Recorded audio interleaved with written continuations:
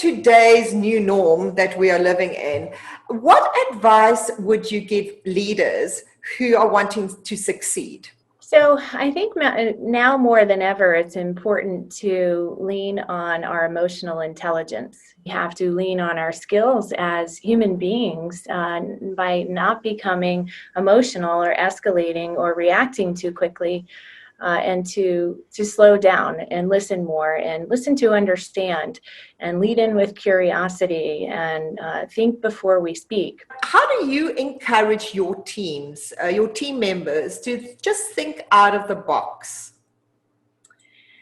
So that's a lot of fun, actually. That's my comfort zone. I love to try new things and be creative. So first and foremost, it's making sure that when I show up, I'm leading by example as much as I can. And if I see my team struggling, I'll step in different ways by letting them know we're in this together, right? And also letting them know that if we fail, it's okay as long as we course correct quickly. So, Cara, what are some of the key mistakes that you have seen emerging leaders make as they are climbing up the ladder of success? I'll use myself as an example with this answer. I grew up with a very large organization. I lived through my greatest gift in my career was having leaders around me that noticed my potential sometimes before I did, as a result of my work ethic and the willingness to put the time in and be curious and learn as much as I possibly could before I focused on any titles or status. And it was important for me to embrace the knowledge before setting myself up for failure. Ever been somebody's asked, well, can I speak to the GM? And when you show up, they're like, who is this? Have you ever had one of those? Sure, just recently. I do see the look on the face, right? Where, okay, you're. What do you mean you're the president of the property? And people sometimes actually utter those words. So you know, hey, listen, you can sift through that and overthink it and wonder what they mean. Yeah. Sometimes they'll tell me they think I'm too young, and then once I get to know people, I think they feel confident. Why I'm here. Yeah. Especially since my approach is a very candid approach. I think that it's important that you're authentic and intentional with everything that you do, and you talk a lot about personal brands, and I set high expectations for myself and high standards. So if I'm meeting those and I'm constantly challenging myself, and I'm brave enough to ask questions regardless of what position I'm in. It's the only way we're going to learn. You don't need to feel like you're in a lead position for a big company like this, and you're supposed to know everything, right? So I think you build relationships by inquiring about what it is they do and how you can complement that and help lead them and be effective. Sure, I get the kind of the eyebrow raise, you're really the president, and perhaps there are various reasons for that, but I ignore them. I've never paid attention to them. And also say in today's world where emotions are running so high, we can't afford to take anything too personal. Absolutely not. And a lot of times it's not about you. I'm sure interviewed many people through your career. What are some of the mistakes that you feel people have made that they could avoid during an interview? There's a big one for me that you've lost me 5 minutes in. It's the first question we ask. What have you learned about ALNA, the Cowlitz tribe, and our partner, the Mohegan tribe? Wow. Depending on the response, especially if it's a leadership role, it's amazing to me. I've interviewed some high-level positions, and over, people don't do their homework, and some live locally. And I also ask, when I hear the response and I realize you haven't even gone online to see what we've done or read an article or checked out our website, I mean, come on, right? Mm-hmm. These seem like the easy things. There are times where we'll call a reference, for instance, and they had no idea they were even on this, they were given as a reference, so they're caught off guard. And so it's important. It's a good opportunity for you to call that reference and say, hey, I'm out in the marketplace, and would you be willing to provide a reference? And the person may or may not want to, and that gives you an opportunity to get some feedback about areas of opportunity for you. Can lose me quickly if I see that they're just not being genuine with me if I ask a question. So there's nothing wrong with being appropriately transparent.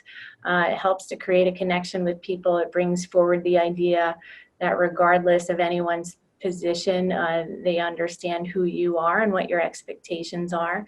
So I want you to copyright that phrase you just used, appropriately transparent. It's beautiful. I love it, because I've heard so many interviews, people can be too transparent. Like the one recruiter said, somebody once said, going for a GM job is, why are you wanting to leave your current job? I need to get away from my ex-wife. Hello?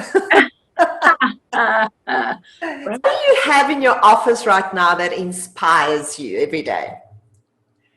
The two tapestries on my wall that hopefully you can see. I have the Mohegan tribal blanket that they had created, and a custom blanket for all of the tribal members. And then we have, now I have the Cowlitz tribe that has been gifted to me.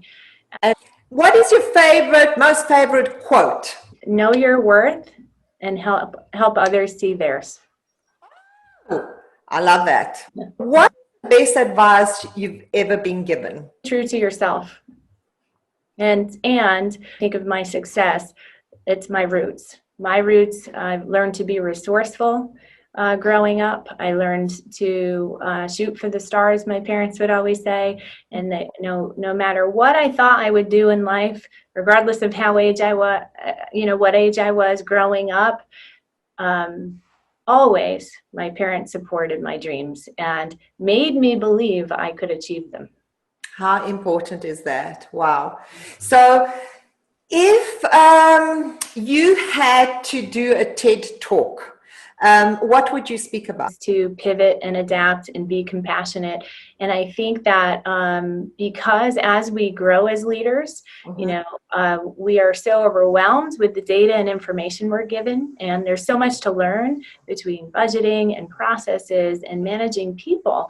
And the human piece is the biggest challenge and can have the biggest impact to a business if you don't really focus on that. And I think that sometimes that can be set aside, which is why emotional intelligence is such a highlight these days, because there's certain need for that. And your guests aren't coming back because Elena has this beautiful reception with a chandelier. They're coming back for the connection that your team members have made with them, right?